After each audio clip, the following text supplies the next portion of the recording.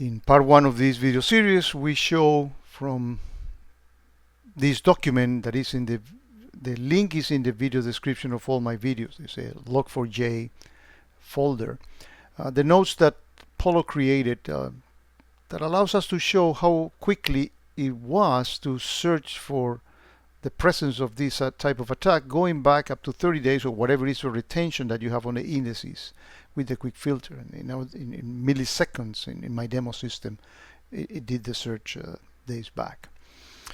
Now we're going to address the fact that, well, let's say that I want to search for a longer period and I don't have to rely on the indices for the quick filter. Well, for that we can use in here, I'm on the network activity tab and I'm going to add a filter, and it's not going to be a quick filter, but it's going to be a flow properties, and it's going to be HTTP user agent. Contains any of, I want to see whether the presence of the word JNDI, as we mentioned in part 1 of the video, this whole mess of Log4J started because the creators of the software did not validate the input. For example, in the case of HTTP user agent, you should never have JNDI. But the fact that they didn't validate that and allows those commands to be executed is what gave birth to this mess. So what we're going to be searching here on that filter is, well, show me anywhere that the user agent contains anything on JNDI. We apply that filter. I'm going to go back. So in your case, you may go back 30 days or a longer period of time, but I'm going to go back, for example, 45 minutes, and we actually see those entries in here. In fact, by the way, if you don't find it immediately, you can actually always click on the update button and see them there. But so we can pick into any one of these, and these are the same things that we found with the quick filters before, but here we find it using flow properties, and we are not relying on those filters. We see here the presence of the inside the user agent that JNDI and DNS and all these mischiefs that the bad guys do to attempt to exploit that. So notice that this is already a little bit more expensive. The other one that, if I remember, we were seeing around 50 milliseconds. So what happened if I go back here 30 days? Let's actually do it. I don't even know what I'm going to find in here. Actually, it didn't increase that much, right? So again, another method of looking for the presence of this. Let's move on.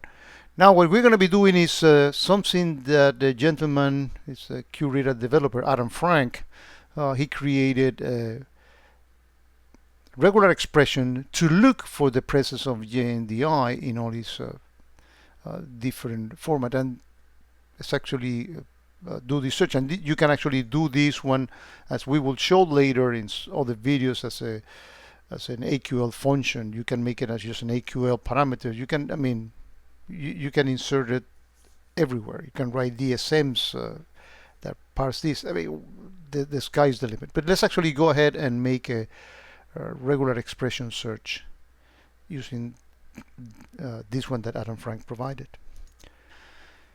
So to test the regular expression from Adam Frank, we copy that one on the clipboard. We go on the network activity tab. Let me actually do it again. I was testing this before. And I'm going to add a filter, and it's going to be source payload. So payload matches regular expression is. I'm going to paste that in here. Looks like I missed the first dot. Add filter.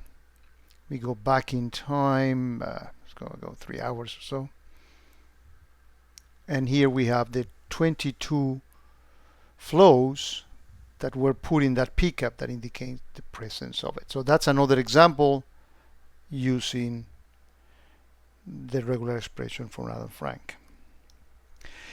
Before I forget, there's another. Let me actually show you what I mean. And this is a note that I added here the last minute, something that Paulo mentioned, and I forgot to include it here. If we go back to the quick filter, and we put GNDI just like that, right? Add that filter and go back 3 hours. Actually, we have that time limit in there. Notice that I only find 20 elements. But what happened if I put the wildcard asterisk before? And I should have done that in the beginning. We find 2 additional ones. So there were 2 that the initial search that we were doing on the quick filter with just GNDI, it should have been asterisk GNDI. So let me actually repeat that, and we are going to compare the performance again. 29 milliseconds, that was lightning fast with the quick filter. Let's actually redo Adams-Frank's regular expression. Notice the performance difference. That's 9 seconds, actually 10 seconds, just finished. So big difference in performance. So I hope that this highlights the advantages of actually leading with quick filters first. And then if you want to do this programmatically, or you need to use regular expression, you can use them, but there's a little bit more impact on the performance of the machine. Also, a gentleman called Michael Hale wrote an AQL function, and here it is, right, for detecting all these type of exploits. And Paulo actually wrote this SQL. So I will put this. This is unsupported, by the way. This is not official. I'm going to put that, and this most likely will come up as a one extension package from Gladys Koska's team. But for now, I'm going to put it in my public box folder on the folder for Log4J. So you take that zip file, you add it going into the admin, and that AQL function is part of your QReader environment, and which I did. No need to deploy changes or anything like that. So let's actually grab that and run it as an AQL function. Let me actually do it. Run it for the last 24 hours. Let's see if this works. Yeah, it sure did. And found the same 22 elements. So again, multiple ways in QReader for detecting more things. And I'm not done. I plan to show on Jara rules, NTA. I'm going to show as soon as Gladys releases the package, the rules for having offenses that fire specifically for Log4j type of exploitations. But for now, let's actually stop this video. I think it has gotten long enough, and we'll continue on the next one, on part 3.